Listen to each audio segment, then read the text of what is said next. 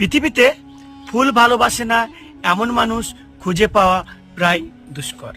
আজকে আমি যে ফুল সম্বন্ধে বলবো, যাকে বলা হয় হিমালয়ের রাজা, ফুলের রাজা, সেই ব্রহ্মকমল সম্বন্ধে, যা প্রায় 450 মিটার উচ্চতায় ফুটে। ভিডিওতে যে বিশালাকার ফুলটি দেখতে পাচ্ছেন, এই ফুলটির নামই মূলত ব্রহ্মকমল, যা ভারতের উত্তরাখণ্ড অঞ্চলে পাওয়া যায়। তবে বিশ্ব উষ্ণায়নের ফলে এই ফুল পাওয়া খুবই দুর্লভ ব্যাপার।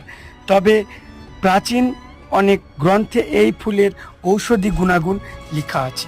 ব্রহ্মকমল আপনি দেখতে চাইলে এটি ঠিক সূর্য অস্ত যাবার সময় ফুটে এবং ফোটার 2 থেকে 1 ঘন্টার মধ্যে আবার এই ফুলটা নিজের অবস্থানে ফিরে আসে। তো বন্ধুরা, কারা কারা এই ব্রহ্মকমল ফুল সম্বন্ধে আগে জেনেছেন বা